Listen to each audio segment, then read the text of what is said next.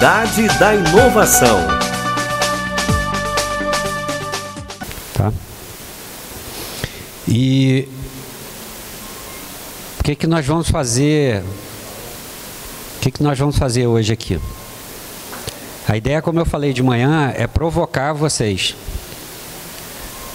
Né? Porque a gente fica falando sustentabilidade, socioambiental, papapá, a gente fala um monte de coisa. Mas até que ponto a gente consegue argumentar em favor disso? Ou não consegue, pode ser que a gente não consiga. Não é? Até que ponto a gente consegue chegar com uma argumentação que 100% de concordância nós não vamos ter nunca, mas que tem uma concordância sólida, né?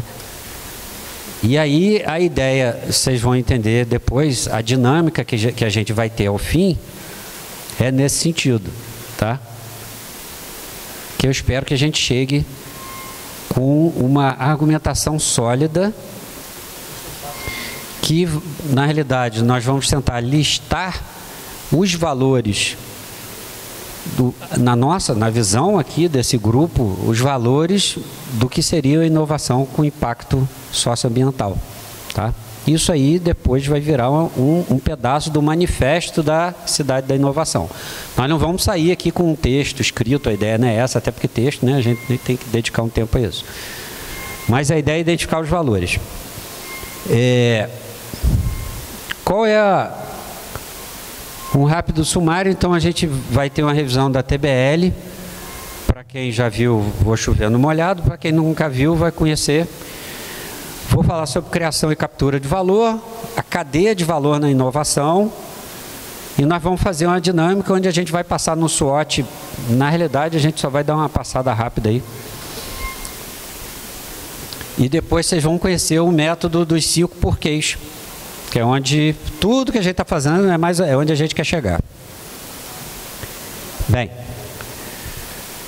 primeira coisa, pessoal, é a chamada Triple Bottom Line, ou a linha de base da sustentabilidade.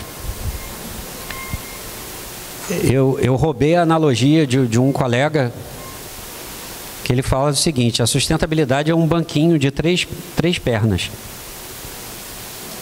O que acontece se a gente tirar uma das pernas do banquinho? Ele vai cair, tá? E essas 3 pernas são quais? Sustentabilidade social, que a gente está discutindo direto, ambiental, que a gente também sabe direto, e econômica também.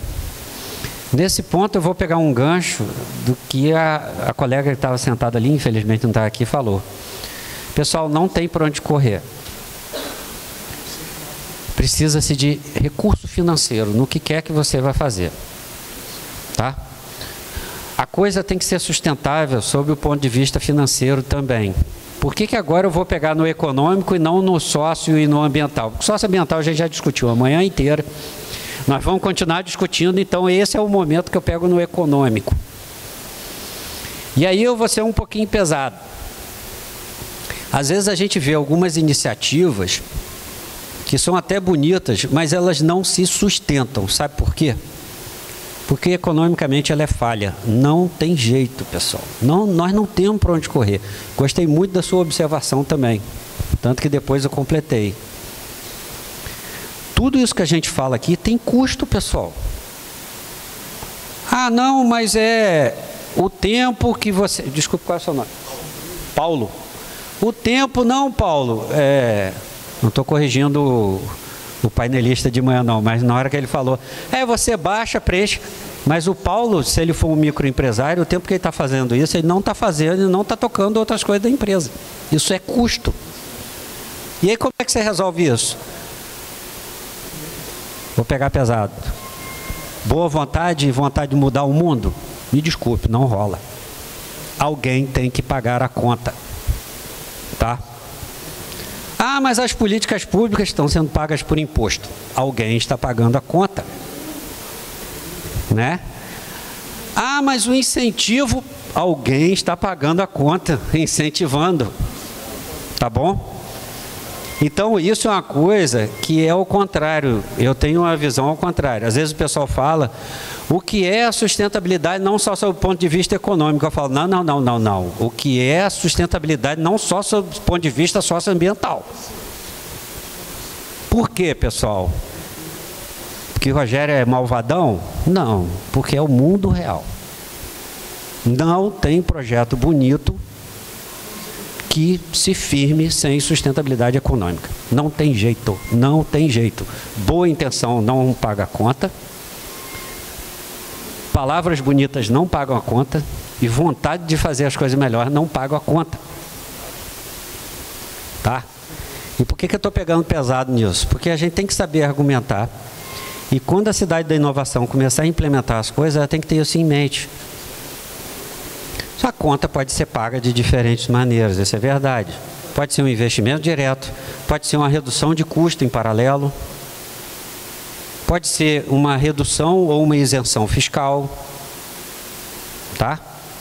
Por exemplo, a discussão que vai e volta, que é de redução, incentivo fiscal para energia renovável. Vai e volta, né? Vamos promover solar e eólico ou não? Vai, aí volta. Por que tem essa discussão vai e volta no mundo real? Alguém acha que energia solar ou eólica é ruim?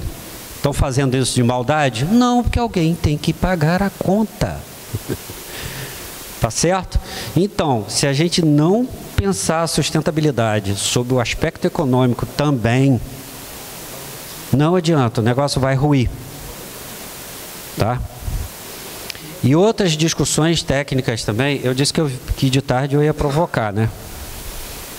Então eu não vou falar coisas bonitas, pelo contrário, eu quero falar coisas feias para provocar vocês. Por quê? Vocês têm que saber argumentar e tem que ver até que ponto a tese se sustenta. Se sustenta onde? Na sociedade. Né? Tem mais um monte de gente. Tem a pequena empresa. Por isso que eu fiz questão de dar exemplo até em outra coisa ali, que eu falei de compliance. Aí não adianta a empresa grande, não, agora eu estou trabalhando com startups e não sei o que lá, aí chega o startupeiro lá, que nem as contas dele, a empresa dele está pagando ainda, e dá de cara com um manual de compliance desse tamanho. Eu disse, vocês estão brincando. E me desculpem, também todas essas questões socioambientais também têm custo, não tem jeito. E quando a gente está falando de microempresa, e aí? Porra, já está jogando tudo por terra? Não, eu estou falando que tem que pensar. E tem que pensar a vera, né? Eu tenho que pensar com a intenção de resolver. Como que eu vou resolver esse negócio aí? Tá bom? Então, é a história do banquinho. Tirou uma das pernas, cai. Do mesmo jeito também, para não falar só do econômico, nós vivemos, isso aí até que superou um pouco, mas quando a discussão do que se chamava ecologia, né? Hoje ecologia é aquela disciplina específica da biologia, né? Mas lá nos anos 80, me contaram, porque eu não era nascido, lá nos anos 80, era ecologia e a discussão era só ambiental. O que começou a ter, pessoal? Eu lembro os casos da Amazônia, que isso é clássico. Chegava numa área, ó, não pode mais caçar, ou centro-oeste do Brasil, não pode mais caçar, não pode mais pescar, não sei o quê. Eu disse, tá aí, o caboclo que vive daquilo ali, você vai fazer o quê? Ah, não, mas o ambiente, eu não posso matar as araras azuis. Eu disse, eu concordo, mas eu quero saber o que você vai fazer com aquele cara que vive disso. Pois é.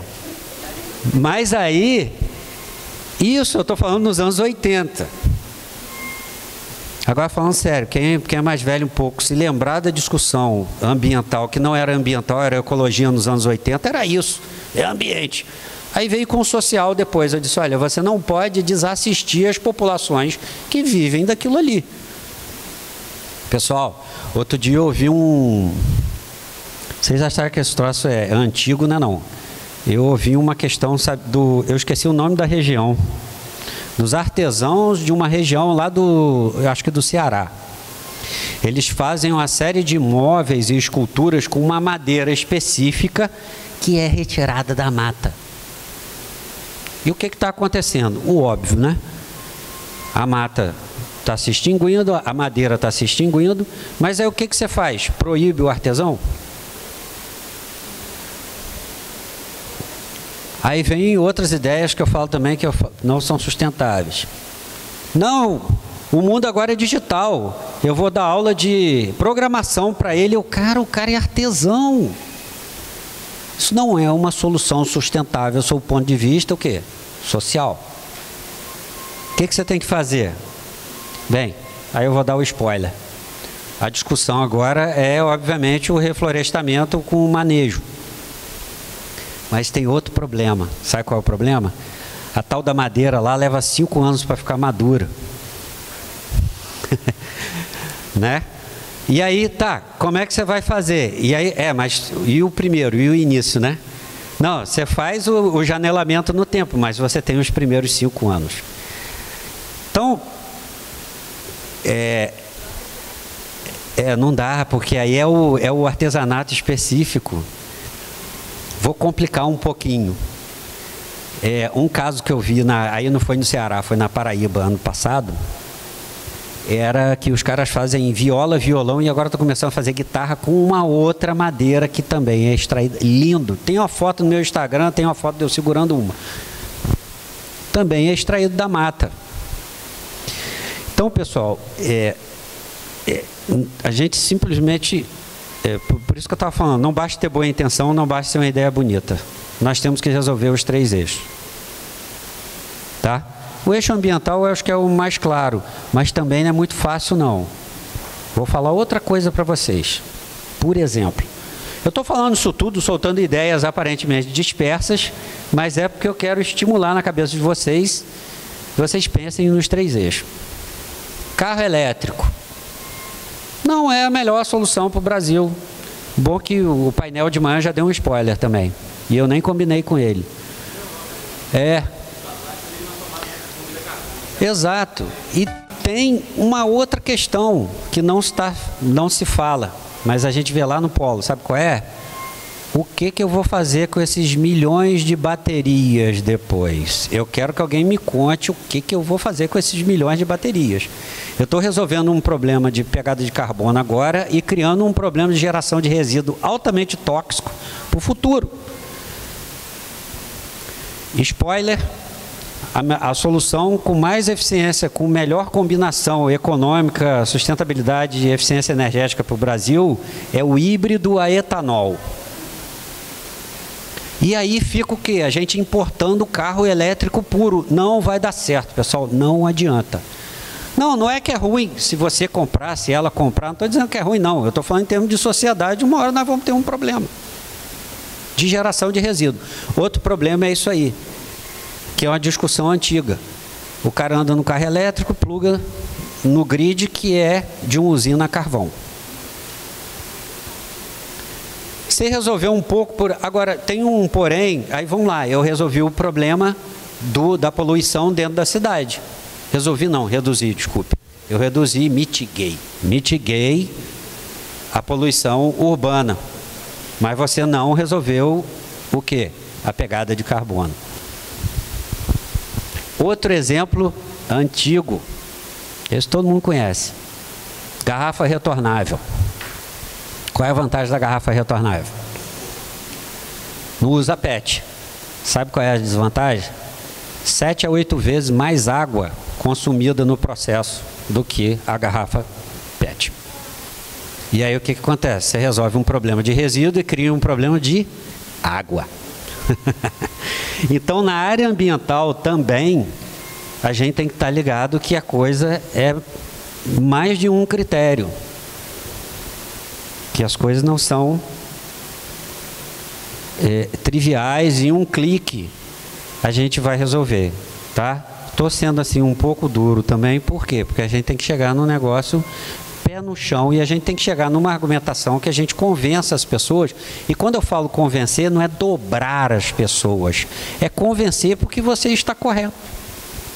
É diferente, não é impor, mas é convencer. tá? Então, vamos falar de criação e captura de valor na inovação. Pode falar. À vontade.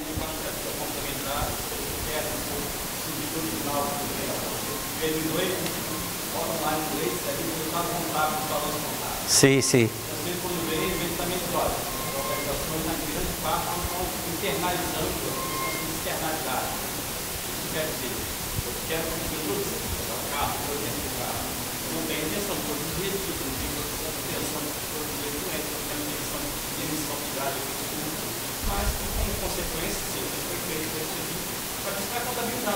É, exato.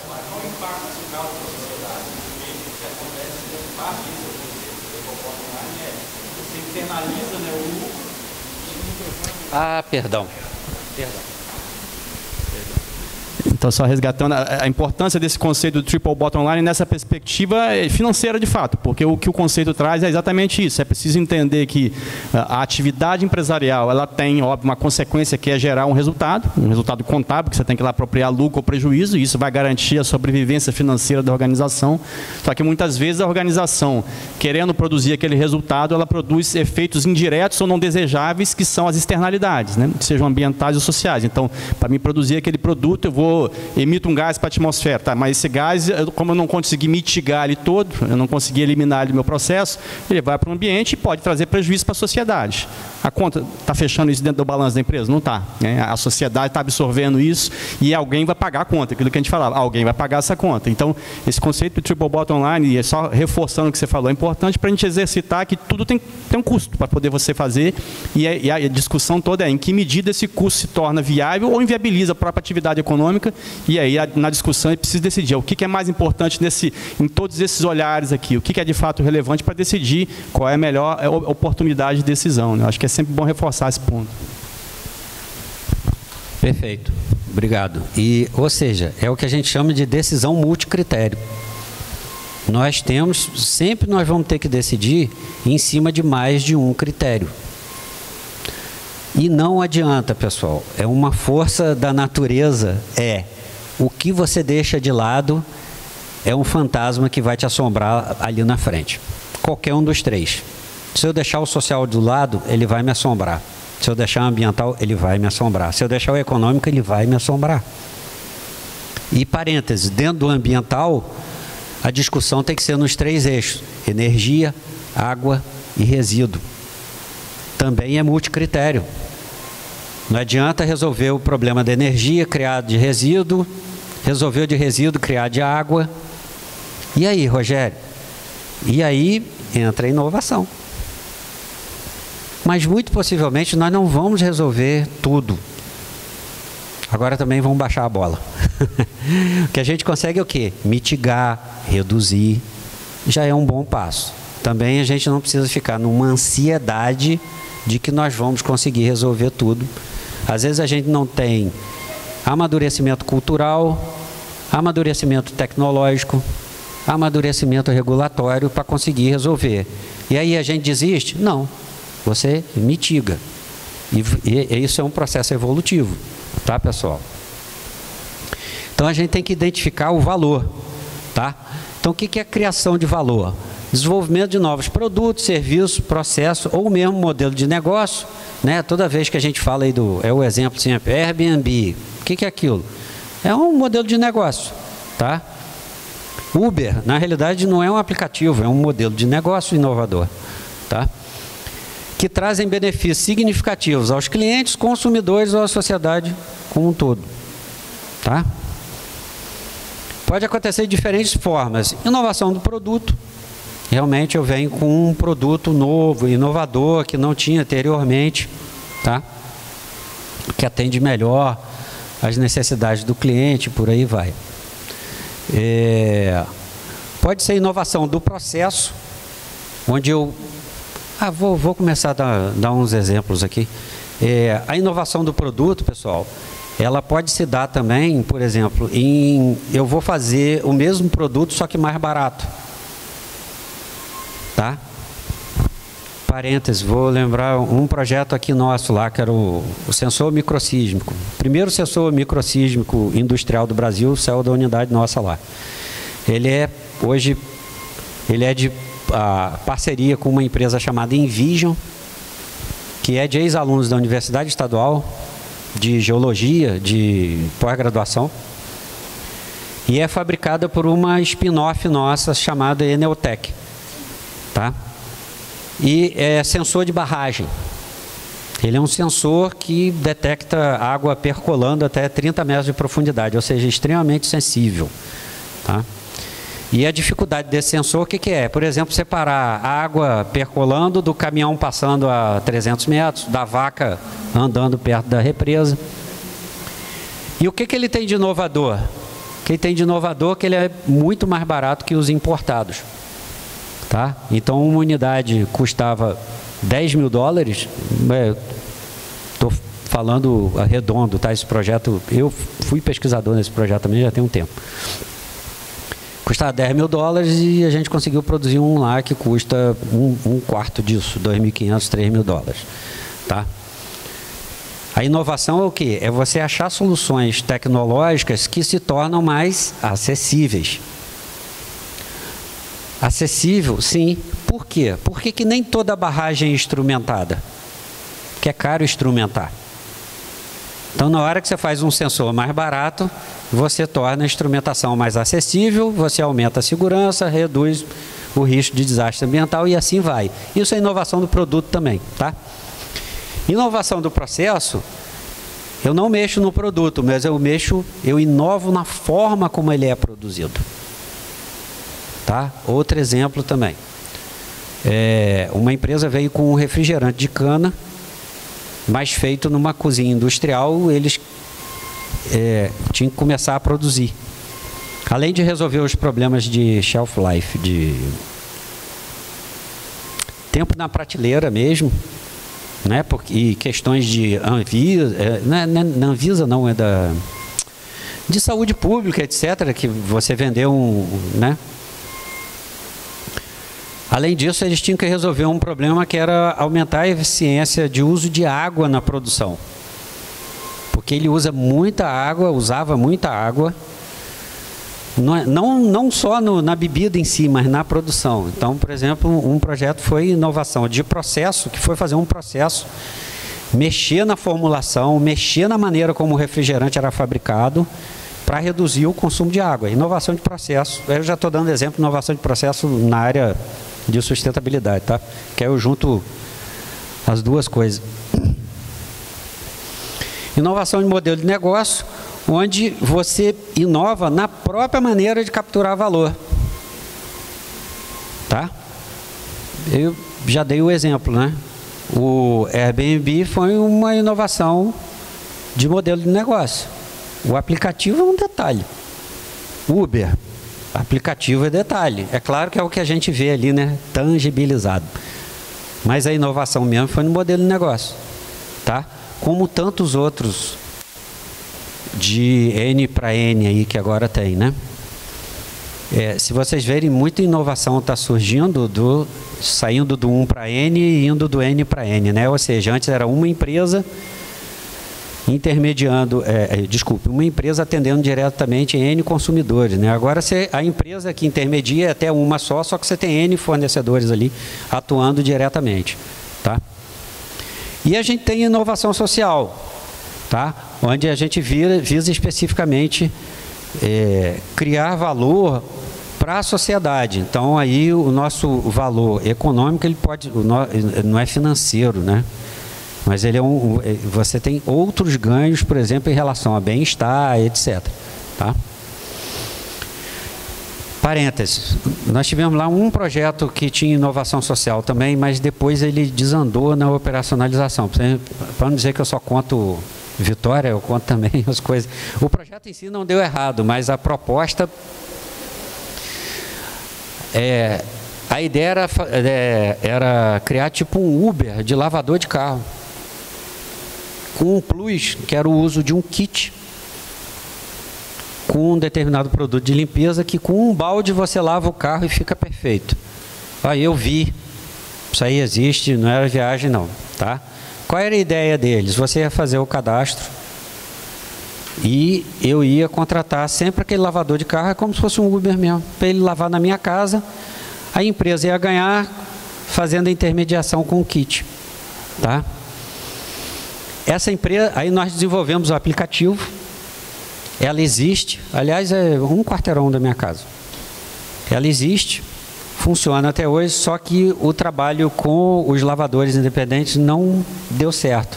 Não sei se exatamente por falta de articulação, ou se eles não queriam que fosse imposto o uso do kit, ou por questão cultural, que o cara lava o carro com não sei quantos baldes, com a bucha dele há 20 anos, e não é agora que ele usar um produtinho lá. Não sei, eu sei que não foi à frente. Essa parte, a empresa continuou funcionando, mas ela não conseguiu implementar uma rede efetiva, tá? Parênteses, quem trabalha com inovação social, até por ser social, o trabalho de articulação, ele é a parte mais importante. Todo o resto é secundário, tá? Todo o resto é secundário. Por isso que muita coisa não vai à frente. Só um parênteses aqui, eu tenho aí isso é trabalho voluntário que eu faço com a Associação das Cooperativas dos Catadores de Jardim Gramacho, o famoso Tião. Vocês procurarem aí, catadores, Tião, vocês vão achar o Tião lá. O Tião, o presidente da associação, o cara é um líder. E um trabalho que eu comecei a fazer com outro colega foi aumentar a tecnologia na separação dos resíduos para reduzir, para baixar, diminuir a insalubridade e a periculosidade de trabalho dessas pessoas ali. Então, muita coisa que era feita à mão, a gente com máquinas simples substituir aquilo ali para aumentar a produtividade, aumenta a produtividade e reduz o risco laboral. Até porque esse pessoal está por conta própria. E aí são máquinas simples, às vezes. Ou coisas simples, vou dar um exemplo. Papel, você tem que prensar para o transporte. O cara está acostumado a usar aquela prensa aberta. Aí de tempos em tempos acontece o quê? É mão esmagada, é dedo esmagado. Tá? Não, vamos colocar uma prensa igual aquelas de máquina de usinagem, né? De CNC. Se a porta estiver aberta, ele não funciona. Então não tem como você estar com a mão ali e o troço descendo na tua mão. Né? Qualquer torno central, o pessoal mais de mecânica aí já está acostumado a isso. Qual eu vou falar para vocês, uma das dores de cabeça é convencer o cara que ele mudar o jeito que ele trabalha esse tempo todo, vai ser mais seguro, vai ser melhor para ele. Por mais óbvio que possa parecer. Tá? Então, tudo que envolve inovação e ação social, a articulação é extremamente importante. Se você não convencer, não articular, você não consegue andar. Nós tivemos outro caso, contando muito rapidamente. Esse aí foi um que não foi para frente. Tá? Contando derrota também, Peter. Caso que deu e caso que não deu. Né? Nós tentamos fazer uma espécie de um mercado livre de FLV, com fruta, legume e verdura, FLV, com agricultura familiar. E qual era a ideia? O mercado livre, mas não era bem um mercado livre, né? Os compradores, que são supermercados e mercadinhos e tal, eles colocavam a demanda deles. Ó, preciso de 100 quilos de tomate para ser entregue toda segunda-feira. E o produtor rural familiar, ele se colocava a oferta de fornecimento. Tá? Primeira coisa que a gente começou foi uma articulação também, um outro colega, e não fui nem eu, né? Eu ficava com a parte de tecnologia. Mas com o quê? Você vai de agricultor em agricultor, você vai ficar doido, não vai funcionar. Você vai onde? Vai na associação. Esse foi outro que a gente esbarrou em questão cultural também. E não é que o agricultor não saiba usar celular, não, tecnologia, não é isso. É que o cara está acostumado, olha, isso é até engraçado, o cara está acostumado a negociar na pedra, né, como eles falam. Chega ali na frente, é tanto, e o cara fica negociando 5 centavos. E os caras são acostumados com a negociação na pedra. Há gerações. E aí é complicado, tá? Então são desafios para a inovação social, tá? Esse foi um que a gente também não conseguiu para a dos catadores está andando, tá? Mas essas outras duas não. E as duas falharam em articulação. Tecnologia, tranquilo. Uso, fácil. Também não foi só questão, porque é difícil, nada. Tá?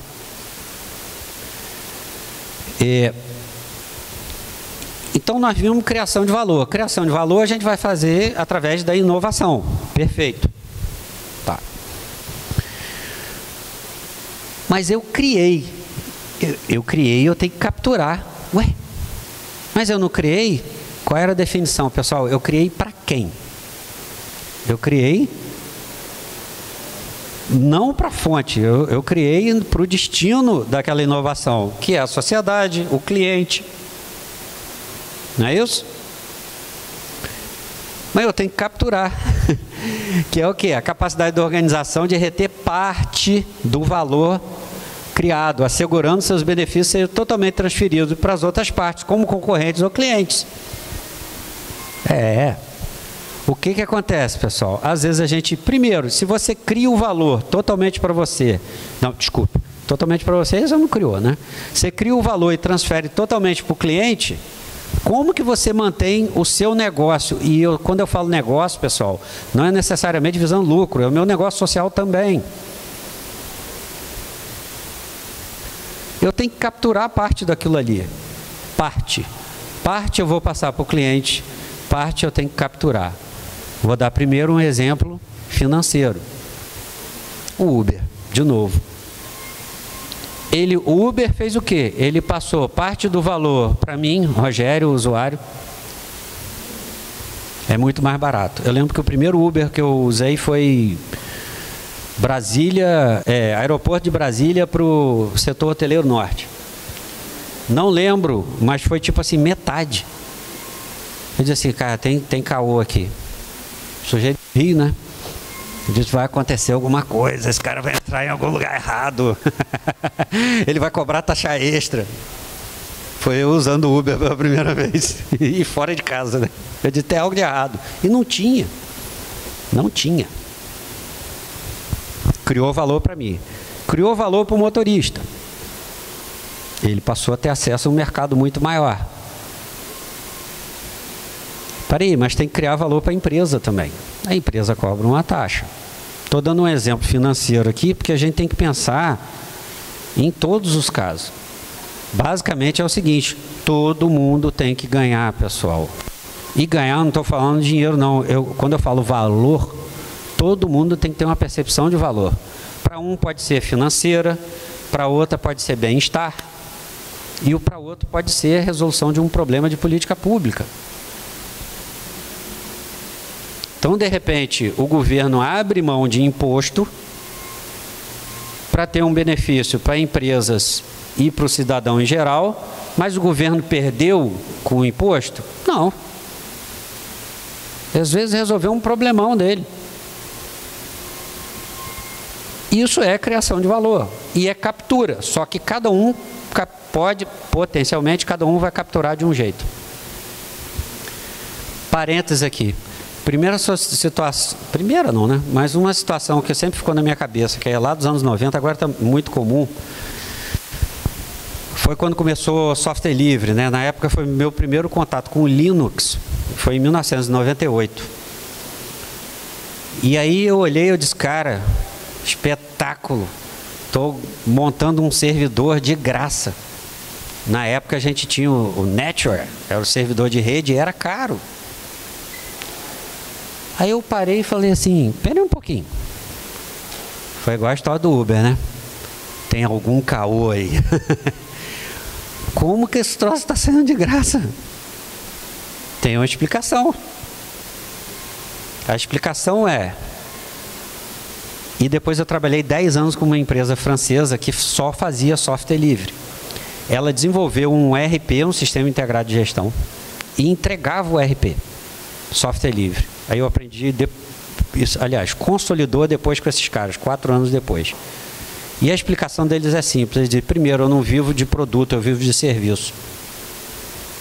Primeira coisa. Aí eu entendi o lado da empresa. O lado do comprador eu entendi, fácil. Mais barato, funciona bem, resolvido. O lado do fornecedor, ele, rapaz, sabe o que eu quero? Eu quero que vocês todos baixem. Tem 30 pessoas aqui, eu não vou ganhar dinheiro com os 30. Mas os 3, 4 maiores usuários, eles vão precisar de mim para configurar melhor, para otimizar, para fazer módulos específicos, eles vão me contratar, é isso que interessa, não interessa os outros menores. E era assim que eles viam. Aí eu, agora eu entendi como que a empresa ganha dinheiro. A Nexedi está aí até hoje. Eu que deixei de trabalhar com eles, mas eles estão aí há 22 anos no mercado. Era uma empresa dentro de outra empresa no escritório emprestado. Eu lembro que, parênteses, a primeira vez que eu fui lá, ficava em Lille, que é no norte da França, quase Bélgica. E a empresa ficava dentro do escritório de design de uma empresa de roupa feminina, que foi o primeiro cliente deles. Então era muito engraçado, né? Porque era os caras da computação ali e tinha um monte daqueles cabides enormes, assim, cheio de roupa, e costureira e designer para cima e para baixo, uma falação. E eles começaram, hoje em dia são uma empresa de médio porte, multinacional. Começaram assim, vendendo software livre. Falta um terceiro elemento aí. E o programador, os Rogérios, que entram lá para escrever código e não ganhar um centavo. Qual é a captura de valor? Currículo e experiência.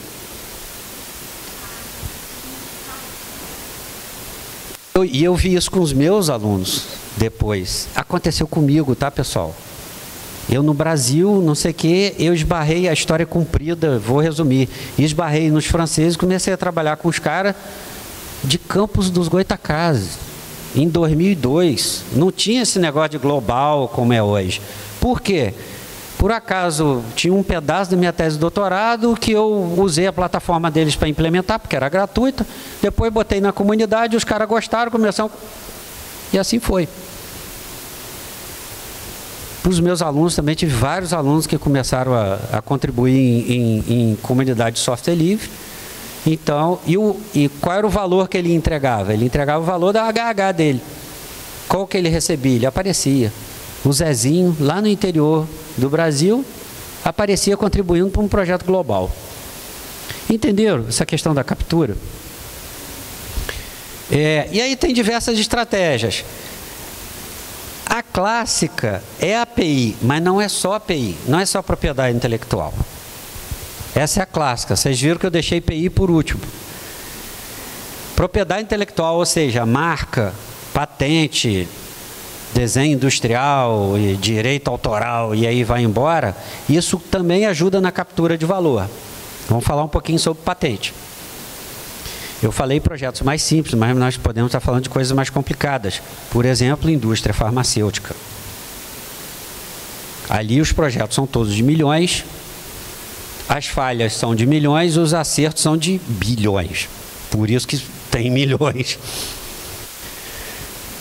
Captura de valor lá, o jogo é mais pesado, é propriedade intelectual. O cara escreve a patente. E aí ele garante 20 anos de exclusividade comercial. Só ele pode vender. É captura de valor também.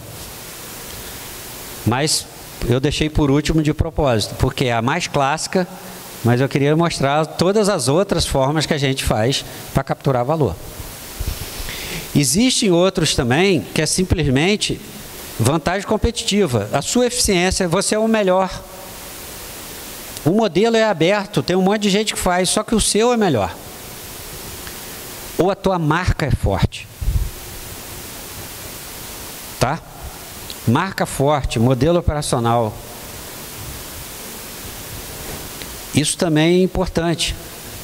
Vou contar uma coisa que pode passar, vamos lá, falando abertamente. A gente sabe que não pode se comprar de tudo no Mercado Livre. Tem coisa que dá para comprar, outras coisas é o famoso por sua conta e risco. Utensílios domésticos. tranquilo. Oleaginosas, tranquilo. Tênis, por sua conta e risco. Probabilidade de vir um falsificado. Ih, rapaz, está filmando isso, eu posso ser processado? A cidade da inovação? Não. É um perigo. E aí não estou fazendo propaganda não, mas por exemplo, se eu for comprar um tênis, ou eu vou no site do fabricante, Mizuno, ou eu vou na Amazon. Por quê? Porque para mim a Amazon tem eficiência operacional e marca forte. Ela pode ser até mais cara, mas não vai me dar dor de cabeça, eu já sei. Isso é marca, tá? Além disso, pessoal, tem uma outra coisa que em inglês vocês vão ver o termo goodwill, que é o bom nome da empresa. E isso, eu não preciso dar exemplo de Amazon, não. Eu posso dar exemplo aqui da mercearia, aqui da padaria. Nossa, a padaria não sei o que é muito boa. Restaurante e tal. Vim no caminho também. Exemplos do dia a dia. Vim conversando com o motorista, falando do Rio na estrada Campos Rio, tem um restaurante chamado Sabor Rural. Aí agora estou fazendo propaganda, olha só. Eu bato num, faço propaganda no outro, mas a dor de cabeça é pro Peter, né? Não tem problema, né?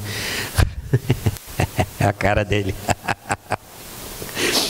Sabor Rural, eu falo, rapaz, eu paro no Sabor Rural quando eu venho do Rio há 20 anos. 20 anos e eu nunca tive um mal-estar, nunca passei mal, uma infecção.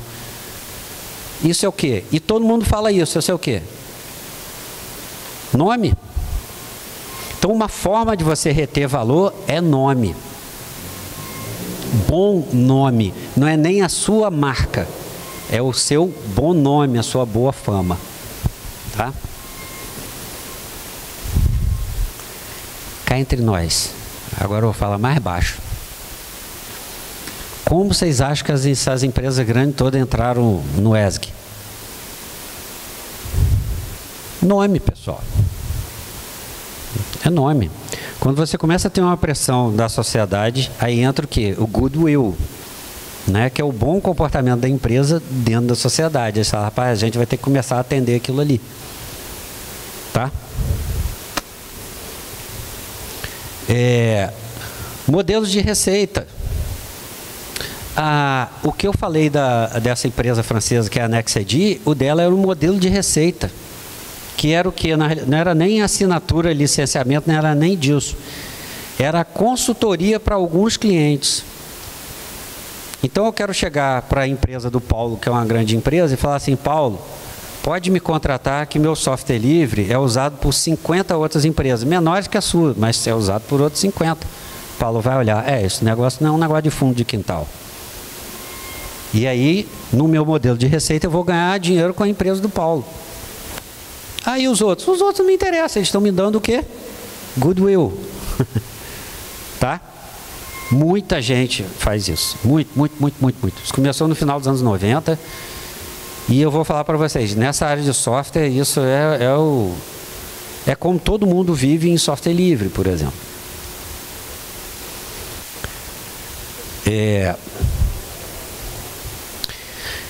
Beleza. Nós já vimos como eu crio, já vimos como eu posso capturar valor, né? Às vezes eu crio e eu perco o valor, ele sai voando.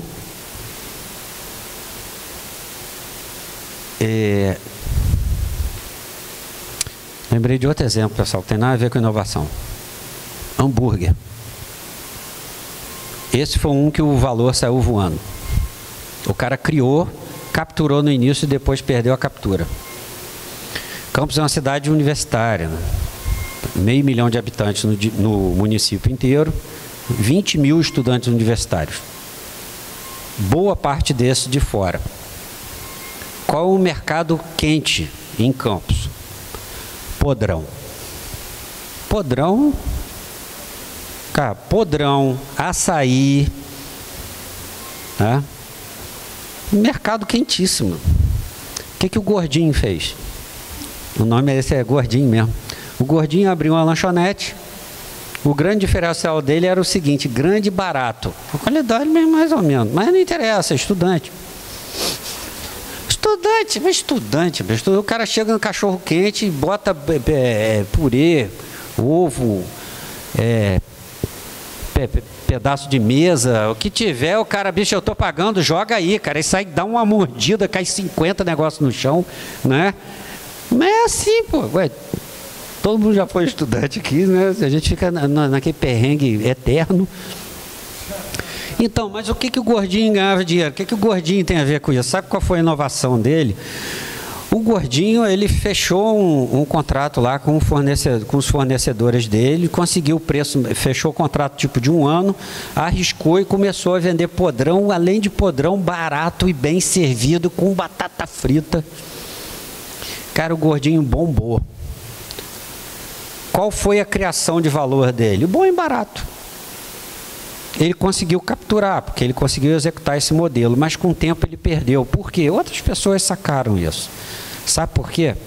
Porque ele não tinha inovação de verdade, né? Ele teve uma sacada ali de clássica. Comprar mais barato para vender mais barato. Clássico. Isso não tem nada de inovador. Então, ele criou, capturou no início e hoje em dia tem um monte de podrão similar ao do Gordinho. Ele abriu a segunda loja, fechou, tiveram outras coisas. Era um negócio muito familiar, ele não conseguiu controlar a segunda. Tá? Então, mais uma vez, a captura de valor também não é eterna. Ela pode ser momentânea. E o que vai manter você com aquilo ali? É a tua capacidade de inovar. Rogério, o que isso tem a ver com a cidade de inovação? Tudo. Se a gente está pensando a cidade de inovação, não é que a gente queira abraçar as coisas todas, tudo aqui é meu. Não, mas a gente tem, tá, isso aqui vai para um, isso aqui vai para outro, mas alguma coisa tem que ficar aqui. Nem que seja um nome. Tá certo? E a cadeia de valor na inovação? A cadeia de valor, pessoal, é dividida em 3 eixos. A geração, conversão e a difusão de ideias. Tá? Vamos ver cada uma delas. Mas já dando uma passada de início. Nós temos que gerar a ideia, converter aquilo em algo vendável, venda no sentido que a gente já discutiu, e difundir para aquele negócio se disseminar, espalhar, ganhar escala. Então vamos ver cada um deles. A geração de ideias a gente discute muito, né? É tudo aquilo que a gente discute. Fase inicial da cadeia envolve a busca por inspiração, insight, né? E aí o que a gente pode... Quais são as fontes clássicas? PDI, Pesquisa, Desenvolvimento e Inovação. Os exemplos que eu dou aqui, meu dia a dia é PDI. Tá? Eu basicamente, na cadeia de valor da inovação, eu estou ali no eixo de geração de ideias. Bem, eu estou um pouco no conversão e difusão também. Mas 70% do meu dia a dia está ali, na geração de ideias. Tá? Além disso, você pode ter feedback do cliente. Ouça o teu cliente. Tá? Calce as botas do seu cliente. E tem técnica aí que é técnica clássica. É o dono do negócio que se disfarça de cliente em coisa que é varejo grande, né? A empresa maior, o cara vai lá disfarçado. É você, pesquisador, que se infiltra na comunidade. Tá certo? E tem um outro que é um trabalho sistemático, que é de observação de tendências. Que é você ver o que está acontecendo no mundo e tentar acompanhar aquilo ali para criar ideias. A gente está fazendo a observação de tendência aqui o tempo todo. Também. Quando se define que o eixo aqui, economia verde e azul, foi o quê? Uma tendência, uma pressão que está, não é? Isso é observação de tendência também. E no que a gente está trabalhando? Na geração de ideias, né? E o que eu faço? O seguinte, bem, eu gerei, o que eu faço com aquela ideia? Vai para a prateleira? Ela tem que ir para a rua, que é a conversão, que é o eixo que trata a transformação em produto, serviço ou modelo de negócio, que são aqueles capturadores de valor, né? Concretos. Agora eu tenho que pegar aquela ideia e transformar em algo concreto, algo palpável, tangível.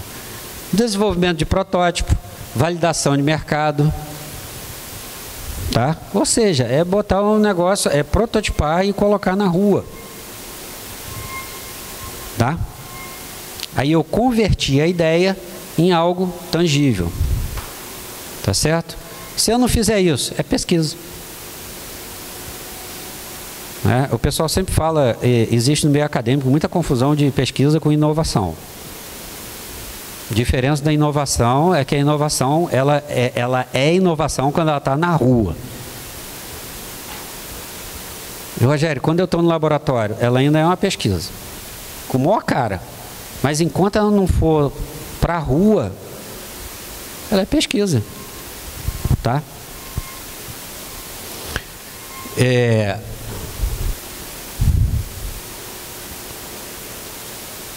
E finalmente nós temos a difusão, que é onde a gente vai buscar o quê?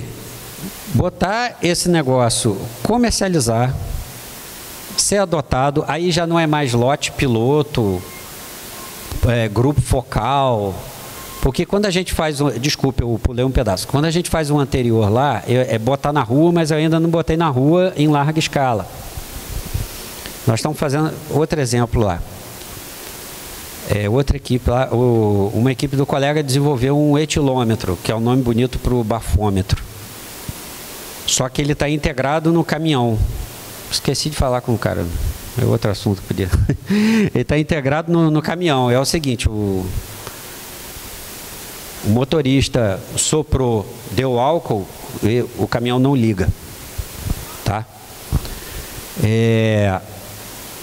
Outra pessoa pode soprar por ele. Não, o caminhão tem câmera também e tem biometria no dispositivo. Eles fizeram um lote piloto agora para 100 unidades. Já está numa transportadora que faz São Paulo, faz eixo Espírito Santo, Rio de Janeiro, São Paulo. Chama-se Predileta. É porque aqui tem muita logística, né? Mas lá no Campos eu sempre vejo, são uns caminhõezinhos brancos com um desenho vermelho do lado. O que é isso aí?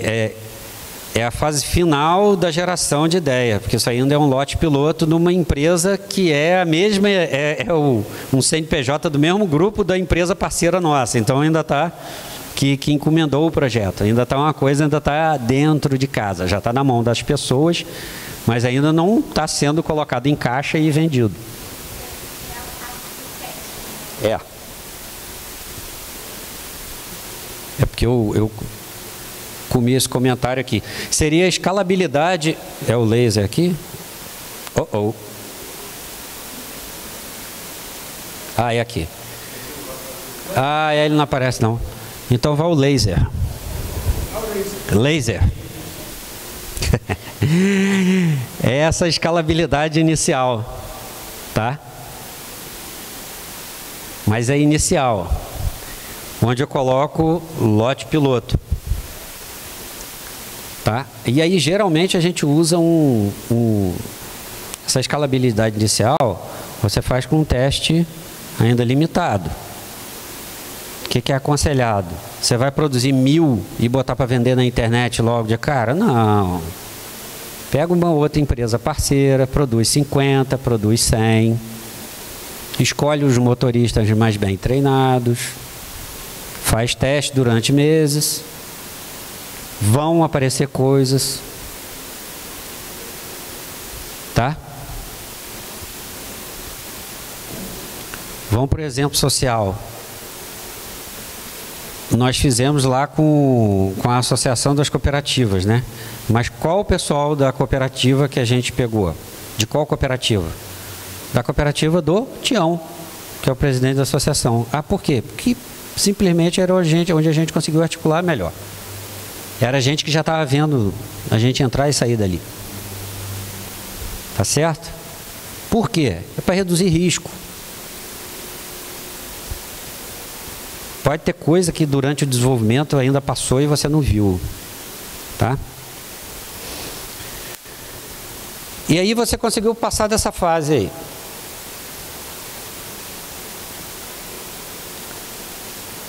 Ah, deixa eu... outro... Nesse aí é projeto que eu coordeno mesmo. A gente está desenvolvendo lá rede de sensores para monitoramento de consumo de água predial. Acho que eu comentei da outra vez aqui. O que nós estamos fazendo primeiro? Produzimos um lote piloto, estamos na fase final. E saímos instalando em hospitais, escolas e condomínios que já eram clientes em Campos. A empresa está no Brasil todo. Aí eu vou fazer o lote piloto e vou testar em Fortaleza. E eu aqui, doido, né?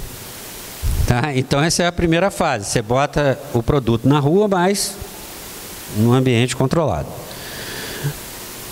Deu errado, deu certo, deu errado, você corrigiu, conseguiu ir para frente, você vai... Ah, parei. Espera. Você vai para difusão. Tá? O que é a difusão? Aí eu vou entrar em comercialização mesmo. E o que é? Aí entra outras coisas. Eu vou pensar na caixinha para o dispositivo. Eu vou pensar no material instrucional mais bem feito. Tá?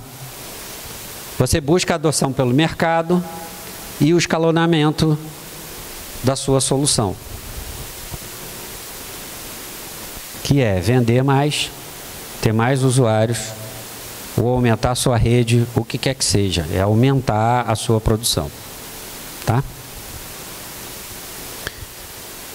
E, onde couber, proteção da inovação. Cabe uma patente ou cabe uma marca. Às vezes, pessoal, quer ver outro caso? Para quem trabalha com pequenos produtores e coisas do tipo. Marcas coletivas. Todo mundo aqui conhece, mas às vezes não sabe.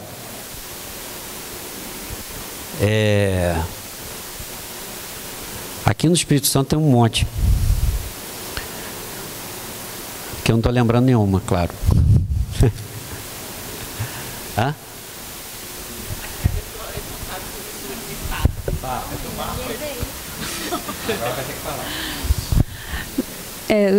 Nessa questão das marcas coletivas, a gente tem algumas registradas aqui no estado, mas eu desconheço elas estarem sendo utilizadas, né? Uma ou outra iniciativa, sim, mas é uma estratégia pouco difundida e pouco usada aqui no Brasil. Tem o camarão capixaba, tem uma da... Oi? Não, registrada não, né? Ela está falando que eu sou responsável, não, a gente trabalha o fomento, mas quem é responsável por registrar o INPI, né? Mas é uma estratégia muito interessante, principalmente para pequenos, porque você tem ali uma estratégia de divisão de custos de promoção, porque para você ter uma marca inserida e reconhecida requer investimento. Então, os pequenos negócios têm um pouco mais de dificuldade. Então, assim, quem está organizado em cooperativas, associações, sindicatos, enfim, tem essa oportunidade de ser uma estratégia de acesso ao mercado e de divulgação do produto. E é criação do tal goodwill, ou seja, você se apropria daquele negócio ali. Eu lembrei, cachaça de Paraty, não é do Espírito Santo, é do Rio de Janeiro. A cachaça de Paraty é uma marca coletiva. O que é a marca coletiva? A marca coletiva, como o nome já diz, ela pode ser usada por mais de um CNPJ, mas ela tem que atender determinadas características de produção do produto e está limitada numa região geográfica. Qual? Indicação, IG, Tá? Tem uma marca, essa é uma marca de certificação, eu não vou entrar em detalhes, mas que eu acho legal aqui no Brasil, que é Porto Digital. O Porto Digital é uma marca de certificação. Que é de Recife, mas do tipo específico de certificação, porque você tem que atender determinadas normas para fazer o software. Então ela é uma IG com uma subclassificação de certificação, de marca de certificação. Mas parece que o INPI depois não concedeu mais nenhuma, não. O que é isso? É você criar uma marca que às vezes não é de um pequeno CNPJ, mas de vários CNPJs que estão naquela região geográfica ali. Tá?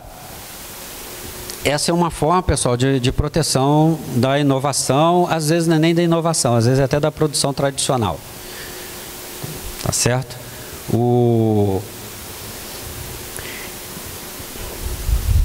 Então, pessoal, esse monte de conceitos que eu passei para vocês.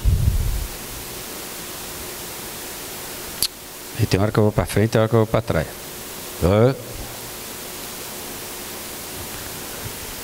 Primeira coisa, é a interdependência dos eixos. Tá? Obviamente, pessoal, a eficácia de geração de ideia vai influenciar no sucesso da conversão e o sucesso da conversão na difusão. Traduzindo isso aí, não adianta eu fazer um produto que não funciona, que não vende, que não atende os requisitos, que você não vai fazer mágica na conversão dele, concordam? Não adianta. Parênteses, vou contar o caso lá, sem dar nome. Estava conversando aqui com o colega mais cedo, um caso de um determinado produto na área de construção civil, que foi um projeto nosso, que ele não conseguiu converter. Por quê? Porque a gente concluiu que ele não conseguia atender os 3 requisitos simultâneos de qualidade, sustentabilidade e preço. Para manter o preço, ele baixava a qualidade. Para manter o preço e a qualidade, ele furava no uso de material reciclado. Ele não conseguia atender os 3 requisitos simultaneamente. Então, ele nem foi para difusão. Tá? Então, não adianta uma ideia que que você não consiga fazer a conversão, óbvio, direito, você não vai conseguir fazer a difusão. Tá? O produto que veio furar, o processo, o que quer que seja, a inovação que veio furada lá da geração, ela vai permanecer furada. Né? E, obviamente, a falha em qualquer um desses eixos pode comprometer tanto a criação quanto a captura de valor. Nós estamos repetindo isso o dia inteiro, né? Tudo é multicritério, tudo é integrado. Sempre nós temos 2, 3, 4 critérios ou ramos, tudo a gente tem que atender simultaneamente. Né? Então, mesmo a ideia brilhante, que não é bem executada, pode nunca alcançar o mercado, ou se não for bem disseminada, pode não atingir o público-alvo. Parênteses, estou com uma startup que eu mentoro na área de logística, que eles tiveram uma boa geração, uma boa conversão, mas os caras, naquela questão de esperar entrar dinheiro para investir mais, eles, a meu ver, já estão perdendo a difusão. Por quê? Os caras tiveram uma boa ideia, fizeram uma boa primeira versão. Para fazer uma versão que vai atender a centenas, milhares de clientes, eles têm que investir uma grana que eles estão esperando que a versão inicial alimente. Nisso, o dinheiro não está entrando, o tempo está passando, e outros, não só outros estão entrando, como eles desburocratizam uma parte que o governo está ameaçando eliminar. Que tal? Os caras talvez saiam do mercado sem nunca ter entrado direito. Por quê? Que demoraram. E aí, vejam bem, a geração boa. Conversão, boa. Na difusão, precisava de mais investimento, falharam. Estão caminhando para o desastre. Tá?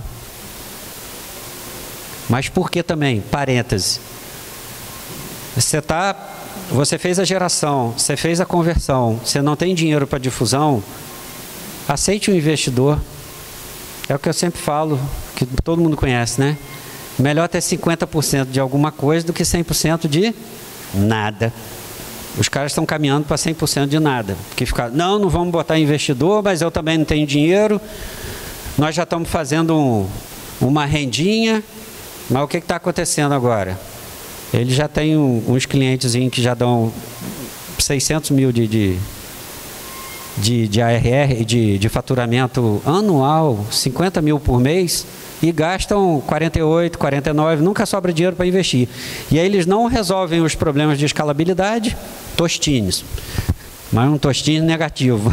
Eles não resolvem o problema de escalabilidade, não resolvem os problemas de usabilidade, não conseguem vender mais. Não conseguem vender mais, não entra dinheiro, eles não conseguem investir para resolver os problemas de escalabilidade. Né? Estão num ciclo vicioso, mas por quê? Pode ter teimosia. Eles estão com um perigo maior que o concorrente. É que o governo já começou a fazer. Eles trabalham numa área específica da logística, que é uma burocracia enjoada. O governo já está ameaçando não é nem eliminar, mas é ele próprio fazer uma transação eletrônica lá que vai sumir com os caras. E estão eles lá ainda discutindo. Eu digo, rapaz. E às vezes não é por falta de aviso, mas é por quê? E aí também, isso é só para startup que você está falando? Não, eu estou falando até para dentro da instituição. Não, eu preciso de uma outra instituição, eu preciso de mais parceiros. Não, eu quero ficar com um projeto aqui dentro da instituição, que não vai sair daqui não. E aí você não cresce. Você não tem condição de crescer sozinho, não está afim de ceder parte do poder decisório para outro. O que acontece? Não faz a difusão. Pessoal, sem escalabilidade a solução morre, qualquer uma que seja. Ou ela morre ou ela fica cara. Tá? Já viu isso em projeto social também. De inovação social. Porque a história comprida eu não vou contar. O que aconteceu? Os caras não conseguiam atingir mais do que 10, 20 pessoas por ano com uma equipe de um monte de gente. Dentro do instituto.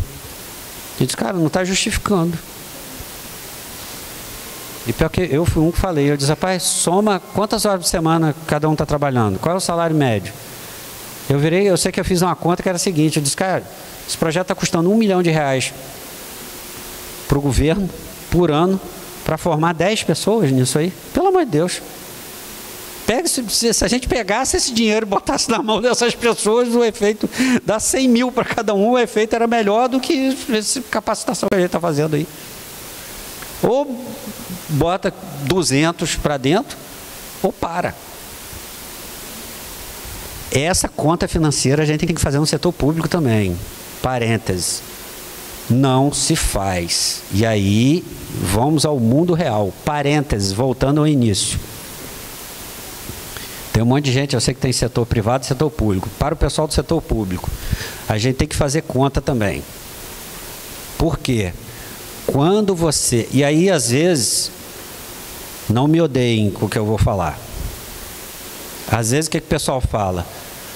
Esse projeto está sugando muito recurso da instituição, mas está sendo tão bom socialmente, aí você tem que se pensar, para quantos?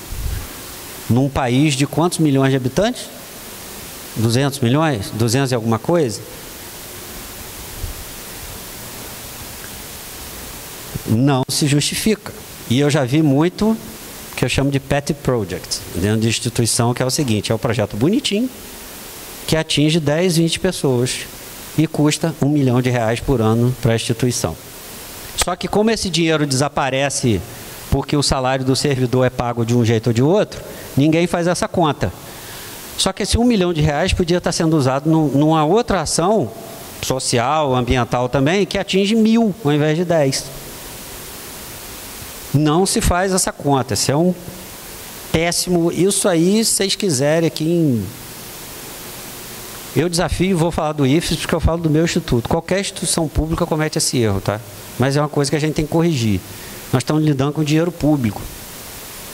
Essas coisas de projeto para atender meia dúzia de pessoas, não dá.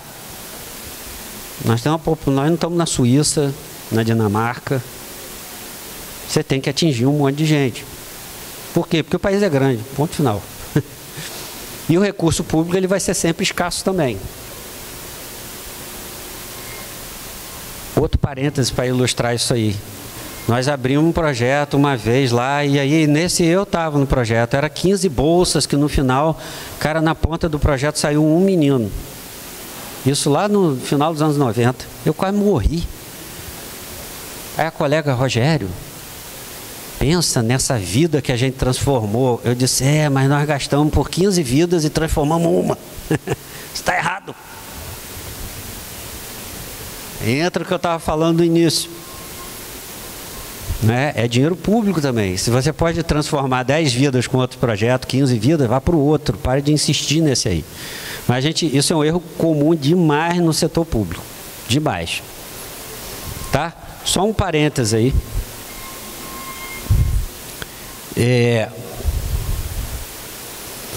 Bem, agora, pessoal, eu queria repassar com vocês o SWOT, mas eu não vou repassar o SWOT inteiro, até porque é muito grande, tá certo? Mas o que eu fiz? E aí vai por conta do meu resumo, né? Em cada mesa tem... Não, em cada mesa aí, eu acho que só tinham 6, eu acho que a mesa de vocês não tem. Cada mesa é só para vocês consultarem durante a dinâmica. Em cada mesa tem um resumo que eu fiz, foi o seguinte, foi o cruzamento da matriz SWOT, forças, fraquezas, oportunidades e ameaças. Tá? Com geração e captura de valor. Agora vamos colocar esse negócio com o pé no chão. E aí, resumindo, eu fiz uma coisa que, Rodrigo e Peter, me desculpe a metodologia, porque eu juntei o positivo com positivo, o negativo com negativo. Então eu juntei a oportunidade com ponto forte e a ameaça com ponto fraco. Tá? E fiz um resumo de pontos. O documento que vocês têm na mesa tem isso 1 a 1, tá certo? Então tem 8 pontos fortes. Para cada ponto forte está lá, criação e captura de valor. Para cada ameaça tem ameaça, criação, ameaça, captura do valor. Tá certo? Coitada, ficou abandonada. Não. Tá? E aí eu coloquei aqui um resumo de 2 grupos apenas. O que é oportunidade e ponto forte? O que é ameaça e ponto fraco? Tá? Resumidamente. Mas vocês têm, mais uma vez, o documento completo, 1 a 1. Primeiro aspecto, nós vamos usar isso aí para nossa dinâmica. Primeiro aspecto.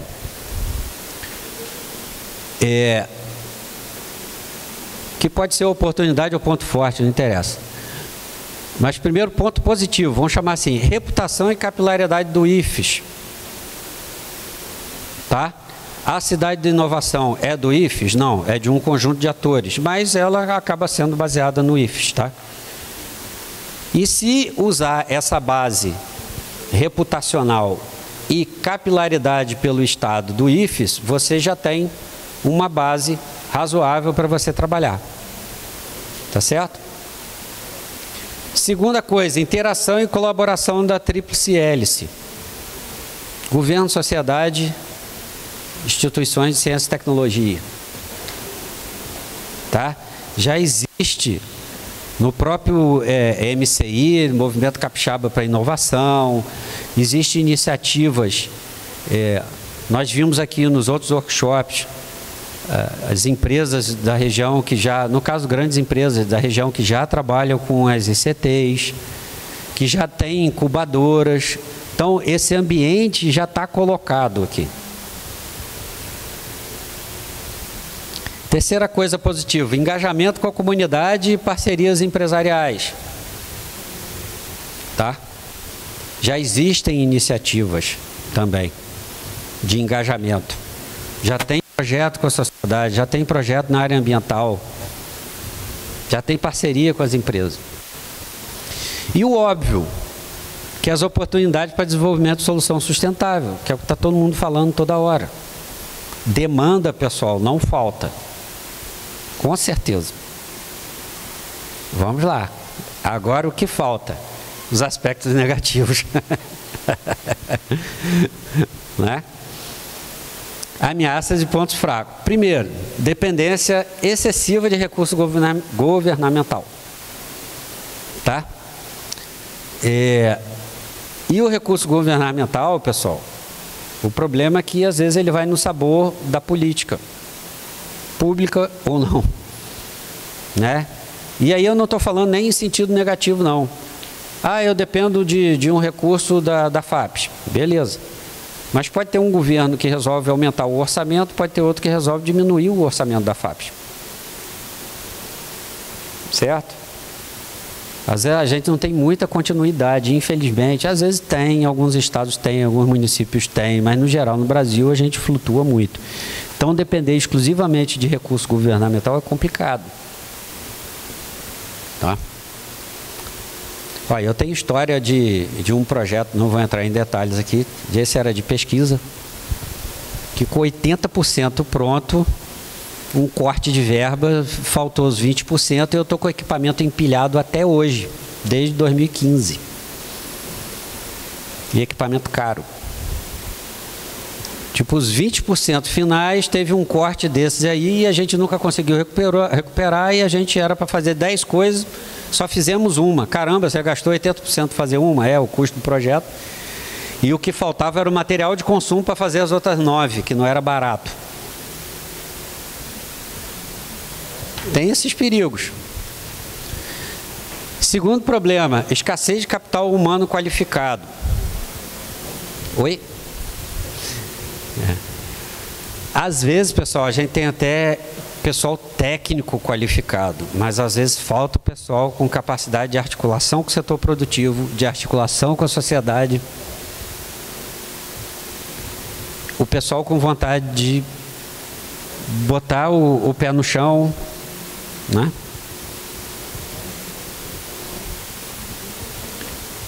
Terceira coisa, para a própria cidade da inovação, é o desafio financeiro e operacional. Tudo que eu falei aqui, da gente usar parcerias, etc. e tal, isso tudo é muito legal, tudo positivo, mas também isso cria um desafio operacional de você conseguir gerenciar ou fazer que essa rede de parceiros ande numa mesma direção. Tá? Parêntese. Hoje em dia, quando a gente fala da sociedade em rede, que a gente vive, você faz uma associação muito para redes digitais, né? Também, mas não é só isso. Hoje em dia a coisa está muito mais multipolar, né? Então nós temos tudo que a gente for fazer, nós vamos deparar com diferentes organizações público-privadas, terceiro setor, com diferentes interesses, alguns em comum, outros conflitantes. Esse é o mundo em rede. Outro parênteses também, aquela conversa nossa, eu lembrei, não tem jeito. Dizem que hoje em dia não se joga mais xadrez, mas se joga o tal do Go, que é um jogo chinês que eu não sei jogar. Eu vou ter que aprender para fazer a dinâmica, né, Rodrigo? Que o xadrez você tem um movimento por vez, numa sequência específica, e o Go é um jogo que você joga em frente com diversos pontos de competição entre os dois adversários ali, que é justamente o mundo em rede, né? A gente não está com um decisor centralizado fazendo os movimentos num tabuleiro. Nós temos N decisores, N organizações. E N organizações de um lado, N organizações do outro. Ah, você está falando de guerra, Rogério? Não, eu posso estar falando de uma situação onde uma rede se coloca como adversária da outra. Por quê? Porque elas têm interesses opostos. É isso. E como que isso aí se dá? Isso aí se dá com a interação entre as duas redes. A rede que interagir melhor internamente, ela vai vencer o jogo. É isso. Tá? Vou ter que fazer a dinâmica, aprender a jogar Go para... Eu entendi o conceito, mas eu nunca joguei. Deve ter na internet. Eu penso abstratamente, agora como é. Tá? E finalmente, outro ponto, concorrência e riscos regulatórios. Nós temos risco regulatório, que é a concorrência é óbvio, né? E quando a gente não consegue formar a nossa rede, muitas vezes nós vamos estar, ali o que vai estar surgindo por eu não formar a rede são concorrentes. Pensem bem, se eu tenho 5, 6 organizações diferentes que querem seguir na mesma direção, quais são as duas formas delas seguirem na mesma direção? Ou elas colaboram ou elas competem. É do mundo, do universo, das galáxias, que os recursos sejam limitados, finitos. Quais recursos? Todos. Financeiro, ideias. Nós não temos geração infinita de ideias. O pessoal até gosta de falar isso, né? Mas não é assim não. Ideias viáveis, não. Ideia maluca, a gente pode ter infinitas ideias malucas. Agora, ideias viáveis é um conjunto finito. Grande, mas finito. Recurso financeiro, recurso físico, talentos. Vocês não concordam que todas essas coisas são finitas? Então, se eu tenho N organizações indo na mesma direção, se elas não estão colaborando, elas vão competir. E aí pode acontecer duas coisas. Até pode sair uma coisa boa da competição, como pode sair uma coisa muito ruim, onde o que? Todo mundo quebra. Essa história a gente já viu várias vezes, né? A farmácia que abre uma do lado da outra e no final os dois quebram. Isso vale para o comércio, pessoal, e isso vale também para a inovação. Então a gente tem que colaborar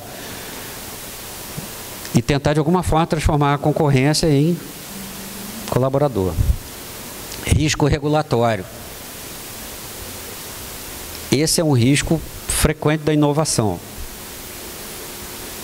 A gente avança, avança tanto que a legislação não está pronta para aquilo ali.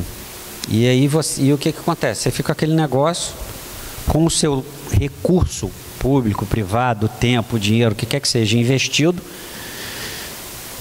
e aquilo não consegue andar. Vou dar um exemplo nessa área aí, clara, que eu conheço startups que vão, não vão, uma eu mentoro, uma eu sou investidor, crédito de carbono. Todo mundo fala, mas o troço não está regulado, deu escândalo, não consegue ir para frente. Tem um monte de gente aí que investiu e está quebrando ou desistindo porque simplesmente não regula no Brasil. Todo mundo fala, já viram? Quem não ouviu falar em crédito de carbono aqui? Não é? Quem já viu falar que está sendo comercializado livremente e com fluxo? Ninguém. O pessoal vende iniciativa. Você pode, eu vou compensar minha pegada de carbono porque eu fui daqui para Brasília no avião da Gol. Tá, você está fazendo uma atividade voluntária. Eu estou falando comércio mesmo, nota fiscal, etc. Não tem. Por quê? Porque não é regulado. E o que aconteceu? A inovação já chegou há anos e o mercado não vai. Por quê? Porque não tem regulação. Não é só coisas mais esotéricas como comércio de carbono, não. Pessoal, a energia renovável ainda está nessa. Nós temos risco regulatório, então vai e vem do governo. Vou cobrar imposto, não vou cobrar imposto, vou liberar, não vou liberar, faz, não faz.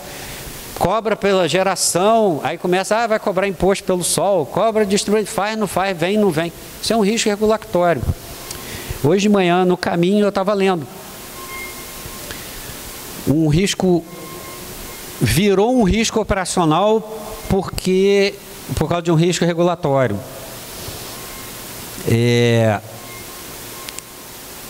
O Nordeste, às vezes, tem superprodução de energia eólica e fotovoltaica.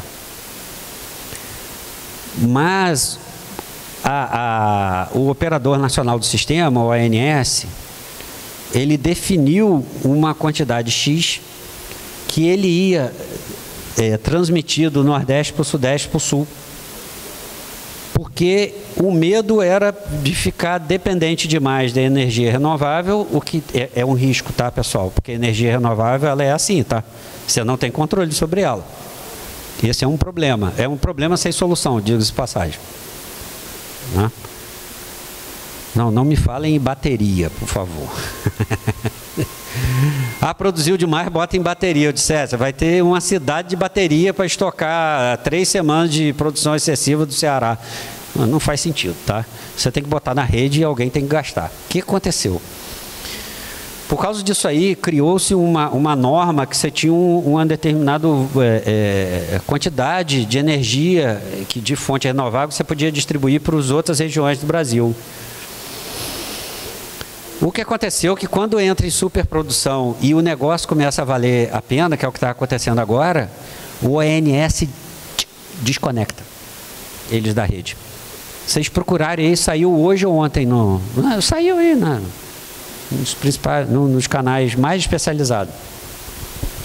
Tipo assim, vamos dizer, olha, eu não posso contar muito com energia renovável porque ela oscila, beleza. Então, nós vamos distribuir no máximo, vou dar um chute, tá, pessoal, não sei de cabeça.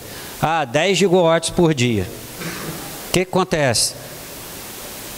Estão produzindo 20. O que você faz com os outros 10? Tiraram o sistema, esses geradores do grid. E aí o negócio pode não valer a pena. É doido, mas sabe o que é isso? É uma ameaça regulatória. Foi feita mal intencionada? Não. Não é o problema também, às vezes, é igual o anterior. A regulação não consegue acompanhar o desenvolvimento tecnológico ou mesmo a produção. A regulação está atrasada, o sistema já virou outro e a regulação está para trás. Pode falar.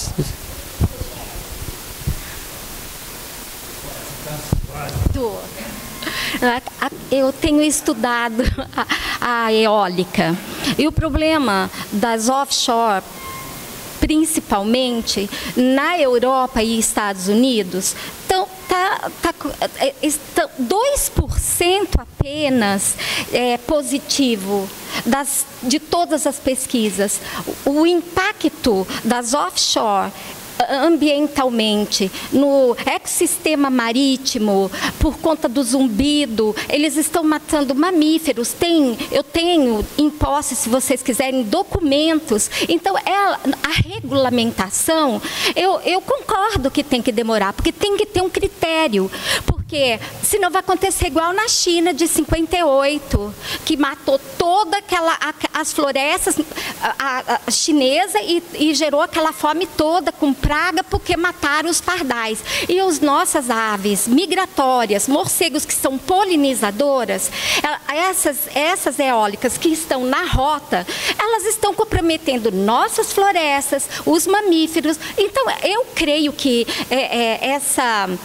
essa precaução com a regulamentação das eólicas, eu acho que é positivo. Só que ninguém está respeitando. Tá? Se você olha, e são todas de fora, matrizes, são internacionais, as patentes não são nossas. Eu não concordo que se faça uma interferência ambiental num país maravilhoso igual o nosso, sem critérios de pesquisas profundas. A essas pesquisas que eu me refiro estão publicadas em revistas científicas. Não é coisa da cabeça da tia, não, tá? Para quem está rindo. ok? Estão publicadas e eu posso trazer no próximo para vocês. Obrigada. Vamos lá, 2 observações. Primeira observação, as eólicas offshore, opinião minha, não científica, opinião, não é nem minha área. Isso é coisa da Europa que não tem espaço. Essa é a primeira coisa, tá? O que eu estava falando mais cedo? Do carro elétrico puro. Eólica offshore, no geral, para mim é isso, tá? Nós temos território, terra é o que não falta. Agora, por exemplo, vai na Holanda. Né? Aliás, eu acho que é onde elas nasceram, diz passagem, né? A Holanda tem muita ligação com a água, né? O país é país baixo, né? O país é todo alagado, né? Essa é a primeira observação, é o que eu falo, aquele tipo de solução que vem do exterior e nem se discute aqui. Segunda observação, em relação à regulação, o que eu quis falar é o seguinte: a regulação ela tem que ser rápida no sentido que ela não pode demorar 10 anos, 5 anos. Não estou falando para mudar amanhã, tá? Ou em 3 meses, ou em 6 meses. Mas uma coisa, uma tendência, esse caso que eu estou dizendo é o seguinte: é uma regulação de anos atrás e uma tendência de crescimento. O Nordeste já é superavitário, acho que pelo 3º ano. Já dava tempo para ter analisado esse negócio aí, tá? Outro detalhe que nós vamos ter também, que eu vou, para não dizer que eu falei das baterias, eu vou falar de outro problema também. Nada é fácil, pessoal. Placa solar, o desempenho de saída de fábrica dela é de 5 anos no máximo, tá? Daqui a pouco nós vamos ter uma quantidade de resíduo de placa solar absurda. E olha lá, né?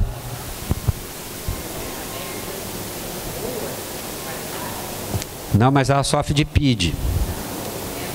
Rapaz. Tá bom,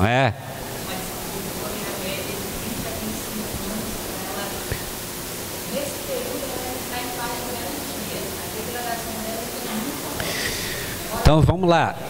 Não, mas vamos lá. Mas eu estou falando em termos de produção.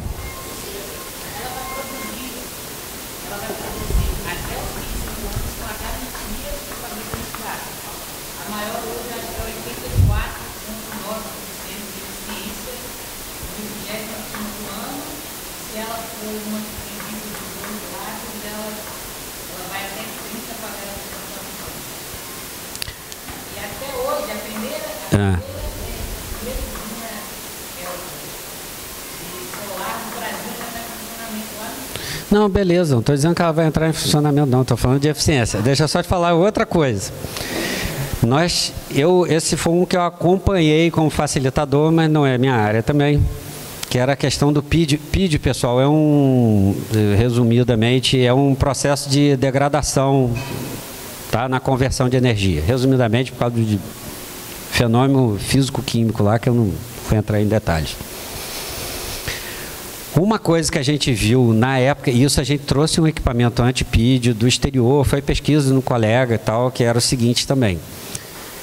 Esses valores de eficiência também de muita placa que estava vindo, não só no Brasil, no mundo, também era o valor declarado pela empresa, onde o teste, a empresa separava a placa que ela queria para submeter ao teste e a certificação saía ali.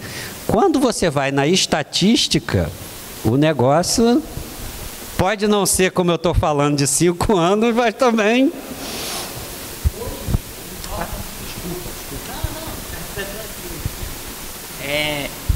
Hoje, os órgãos que regulamentam as placas, né, eu esqueci, fugiu o nome agora, mas hoje tem todo um teste que é feito com todas as variações de potência que as placas têm no mercado. Então, cada uma passa por um tipo de teste. Claro, não são todas as faixas de potência que se adequam a todos os testes. Então, existem as placas que são compatíveis com todos os testes de degradação, de resistência, enfim, de vários testes que são feitos com agências internacionais.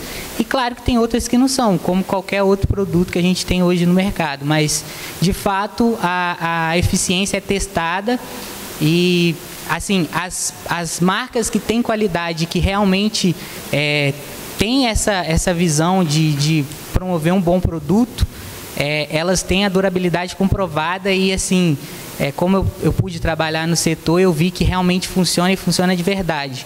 Mas, claro, como qualquer outro mercado, existem muitas marcas que, por exemplo, hoje, as marcas que não são bem-vindas na Europa e na China, eles descartam tudo aqui e por isso que tem uma placa que custa 600 e a outra que custa 200. Então, esse diferencial no valor é o que faz realmente esse mercado acabar sendo meio que, vamos de certa forma, ser prostituído, né? Entendi. Então, por isso que acaba tendo esse preconceito sobre a energia solar. As marcas que são muito baratas, normalmente elas duram muito pouco, entregam muito menos do que elas prometem na garantia. Então, assim, você tem placas que prometem entregar X e tem 30% a menos de entrega no fim do primeiro ano, enquanto as outras que entregam o que elas prometem durante o tempo maior. Muito obrigado. Então, vou corrigir o que eu falei. Obrigado. Temos que tomar cuidado também, porque simplesmente não é ir lá e adotar a coisa de qualquer jeito, sem qualquer... Eu acho que é Inmetro, não é não, cara? É o Inmetro. Acho que é o Inmetro. Talvez a gente tenha pego como é que fala? O end, o final da cadeia aí de placa ruim, cara, porque a gente pegou coisa mesmo que já saía da fábrica com abaixo do nominal, já assim, na instalação ali.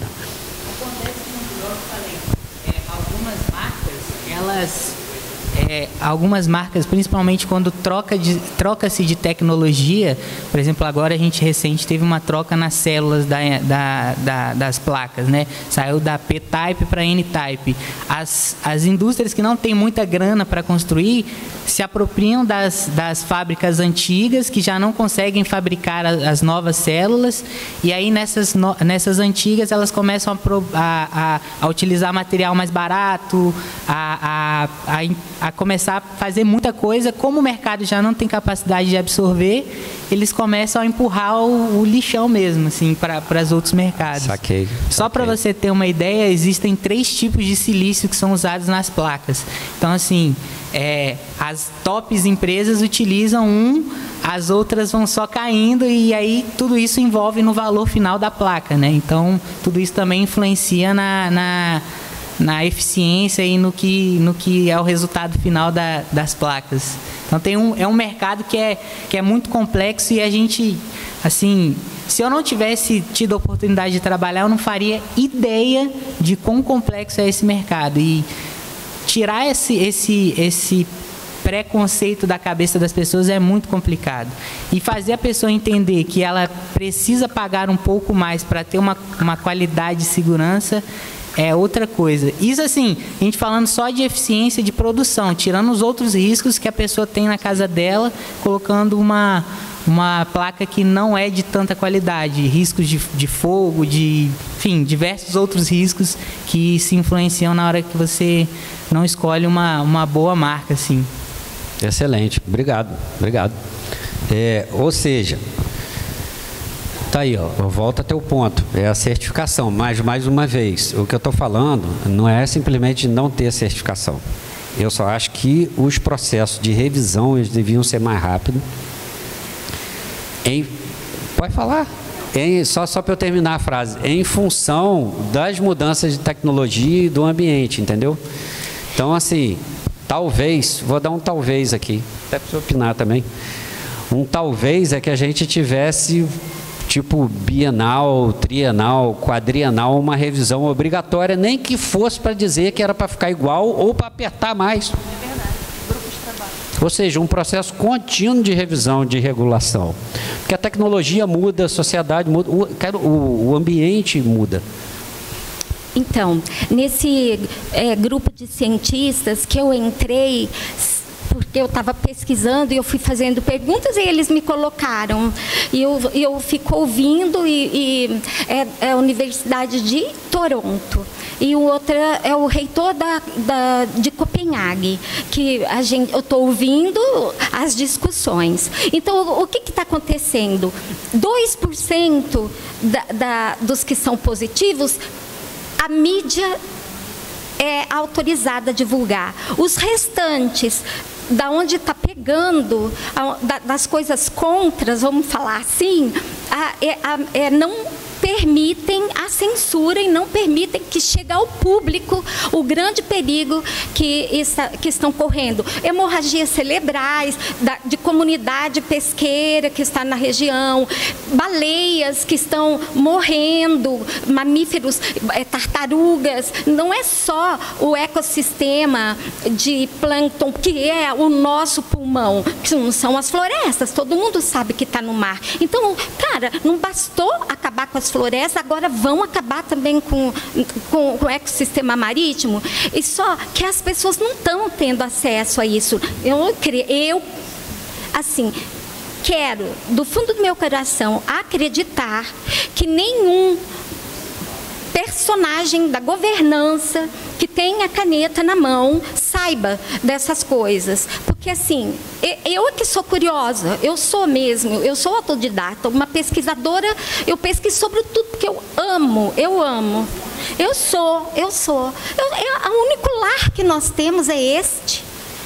Foi criado para nós mesmo, eu sei que foi.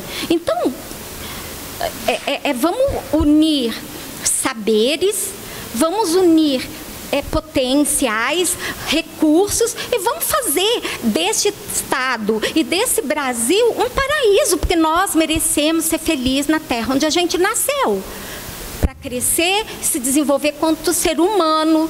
Mas então vamos difundir conhecimento também. As pessoas têm que parar com essa censura, sabe? Não pode censurar conhecimento. Não pode você chamar uma pessoa de negacionista sem parar e pensar, pera, o porquê que essa pessoa está falando isso? Qual a fonte de informação que ela tem que eu não tenho? Porque negacionismo hoje é tudo aquilo que os stakeholders não querem que a massa saiba. É isso. Então, vai continuar? Até quando? Até quando morrer um monte, matar nossas florestas? Como é que vai ser, gente? Então, eu creio que nós estamos num momento maravilhoso de transição, de discussão, mas vamos construir algo que seja coeso, que seja benéfico para o planeta e para os seres humanos e para todas as criaturas que aqui vivem. Você conhece a história da arpia? Do Brasil, da árpia que você chama, daquela grande águia? Sim, sim. Então, você conhece a história que ela foi para a Alemanha e adoeceu, e aí ela ia morrer, não conseguiam descobrir, era o problema respiratório. Trouxeram para o Brasil e em 3 meses a águia estava maravilhosa. E aí foram observar o que foi que aconteceu. Descobriram que quem limpava as vias respiratórias era uma abelha, acho que é jataí, uma abelha pequenininha que não tem ferrão. Então, o meio ambiente é equilíbrio.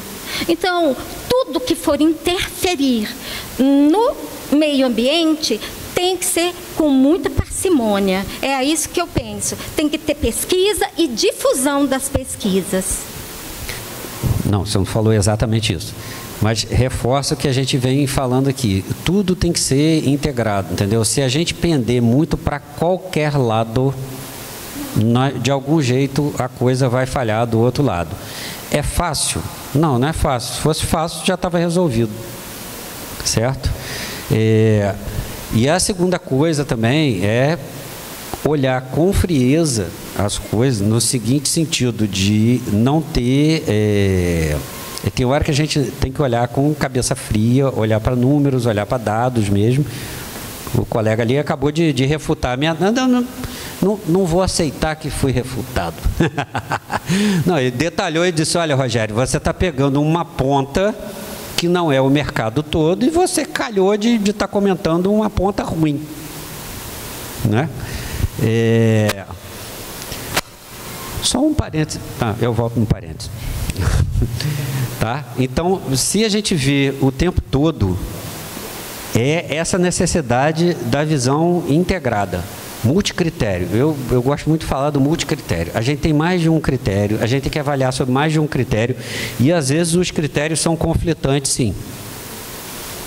Tá? Não tem jeito. Às vezes a gente vai ter critério conflitante e aí que entra a inovação. A inovação, ela entra justamente para tentar quebrar essas barreiras. Como a gente trabalha muito lá com isso, parênteses do parênteses, meu irmão está entrando num projeto lá, primeiro projeto, ele virou para mim e falou: Rogério, mas me diz no geral sobre o que é o trabalho aqui. Produção mais limpa e segura. Eu disse: o trabalho aqui, Eduardo, é basicamente resolver problemas a baixo custo. Por quê? Os problemas a alto custo, qualquer custo, social, ambiental ou econômico, já existem. Então nós temos que resolver coisas a baixo custo. Nessa visão de custo como um todo, tá? Só um minuto. Por quê? A gente só vai conseguir ter acesso se as coisas forem a baixo custo. Vou repetir pela terceira vez, não só custo financeiro, tá? Quando eu falo custo, é custo das três coisas: baixo custo financeiro, baixo custo ambiental e baixo custo social. E esse eu acho, pessoal, que é o mote da cidade da inovação. Quando a gente fala de economia azul e economia verde, é realmente tentar minimizar o custo nesses três critérios. Tá? Essa que é a diferença. E sempre tendo em mente, puxou para um critério, você vai falhar nos outros. Boa tarde, meu nome é Harrison. Só apresentando aqui um projeto que a gente faz aqui na cidade de inovação e na linha da nossa amiga aqui, que é a... Como? Ângela. O que acontece? Nós temos um projeto chamado Laboratório Vivo e ele usa como artefato pedagógico a horta, né? Estou aqui com a nossa equipe, a Silene e o Daniel. Só que, na verdade, as pessoas ficam limitadas a essa questão da horta e não vem a possibilidade do espaço, porque é um espaço de educação transdisciplinar e interdisciplinar, né? E a gente está aqui... do lado e, tipo assim, tá sempre aberto a parcerias e tal. Tem uma vasta produção bibliográfica, tem pesquisas, né, dissertações de mestrado e tese de doutorado. Então, a gente está sempre produzindo coisas e tem um espaço. E a gente acredita que esse espaço, ele é, assim... Ele é um prato cheio para a gente desenvolver essa questão coesa, né? Que a gente possa caminhar aí nessa questão da sustentabilidade e sem deixar ninguém de fora, nenhum tripé, né? Que tudo, a parte econômica, a parte social e tudo mais. Aí é o Laboratório Vivo, a gente tem Instagram, se vocês quiserem pesquisar depois, é vinculado ao IFES. Tem uma vasta parceria com a Prefeitura de Vitória também, né? No passado teve, no caso. O Instagram, o arroba, agora eu não lembro de cabeça, consegue olhar?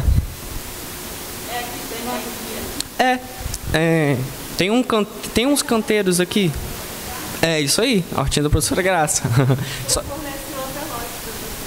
Qual que você forneceu? Ah, que legal.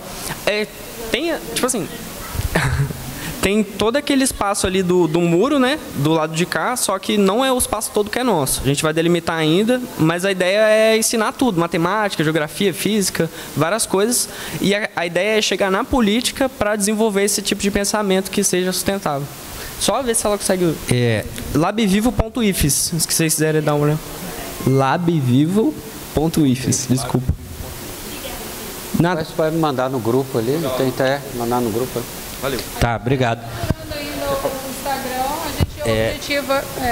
A gente ainda está estruturando o Instagram, tem muitas fotos já dos eventos que a gente fez aqui, mas a gente pretende colocar a professora Graça explicando mais detalhadamente o que é o Laboratório Vivo e também colocar as nossas produções, porque nós temos já artigos escritos, publicados. Agora mesmo vai ter um evento na UFES em setembro. Eu mesma escrevi um artigo que já está aprovado, falando sobre um mutirão que a gente fez aqui, uma formação de professores.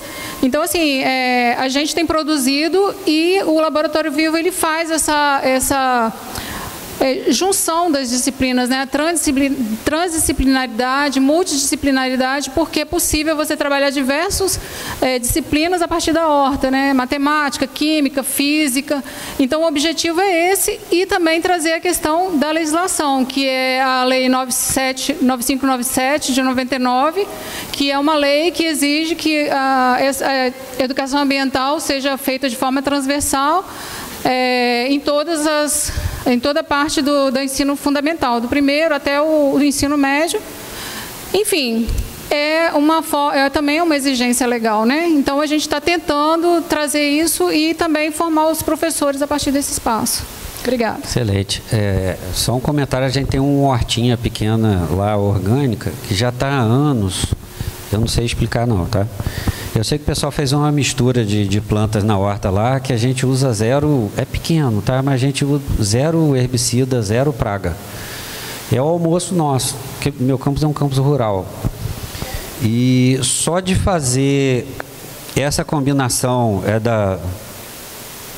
Não vou conseguir explicar. Eu sei que só de você fazer a combinação correta das plantas ao redor ali, a gente consegue ter zero de praga. E nós estamos bem no meio, a gente está fora da cidade, ou seja, era para dar tudo quanto é praga que dá ali. Parênteses, indo numa escala um pouco maior, ontem eu fui numa fazenda que a gente começou a discutir e ontem nós tivemos uma discussão mais profunda. E vocês já vão entender onde eu entro com isso aí. Sobre IFPL, Integração Floresta, Pasto, Lavoura. Quem já ouviu falar? Né? Isso. Eu troquei a sequência. ILPF, ontem eu falei o que? IFPL, né? Mas tá bem, é isso aí. Que é uma integração. Tem uma foto clássica que tem um pasto com com as sequências de eucalipto. Só que o eucalipto, por sua vez, também tem seus problemas, né? Parece que a casca dele cai e nada nasce ali embaixo e tal, mas vamos lá. Mas já está começando a surgir essas primeiras iniciativas, e eu já vi também em café, mas não muito no Brasil, mas na Colômbia. É o café de sombra, não é? Não é isso?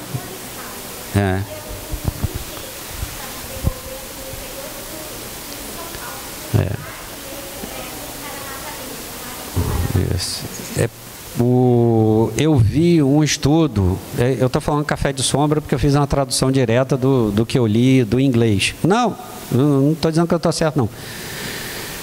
Onde aí você tenta reproduzir, porque você tem um problema. Qual é o problema? Se a gente faz a cultura extensiva, igual era borracha lá 100 anos atrás, você tem um problema de produção. Você vai depender de mão de obra para sair coletando, né? E você não consegue ter escala, o que causa um problema econômico social. O que a IPFL, não IFPL, o que a IPFL estuda? Ela estuda o seguinte: como que eu faço essa integração, mas mantenho uma escala de produção maior? Tá? Exemplo, aí ontem eu perguntei para um colega que entende melhor, ele estava me explicando, eu estou passando aqui, pessoal, eventualmente eu vou falar uma bobagem ou outra aí, porque não é a minha área. Ele estava me explicando o seguinte, por exemplo, não dá para você vai fazer, por exemplo, em linhas mais retas, tá? Perfeitamente retas, não, mas linhas mais retas, só que você vai integrar do mesmo jeito, porque aí você consegue colher, você consegue movimentar o gado. Ou seja, você consegue ter uma escala de produção ao mesmo tempo que você mantém a floresta. Outro detalhe também, um problema que a gente tem até a área de preservação somada, nossa área de preservação é muito grande, mas qual é o problema? São ilhas. E aí o IPFL também tenta ligar essas ilhas. O que é a área de preservação? Você chega, por exemplo, a algumas áreas do centro-oeste, 30% da fazenda você não pode plantar, tem que ser a mata nativa, tá? No Pará chega a 50%, tá? Então, qual é o problema? Você tem a mata ali, só que ela está isolada do outro tufo de mata que está na fazenda do lado. É melhor do que nada? Sem dúvida, tá? Mas um dos estudos também é você fazer o desenho de forma que essas áreas fiquem ligadas até para facilitar, por exemplo, migração de animal e coisas desse tipo, tá? Isso é uma coisa que estou ouvindo falar, qual é a parte que me cabe desse latifúndio? Como é que eu entrei nessa história? Que o pessoal foi discutir como fazer irrigação nesse tipo de área. E aí a gente está começando a discutir um projeto de uma válvula inteligente. Por quê? Qual é o problema? Quando você faz irrigação em plantação, é tudo igual. Cidade da Inovação.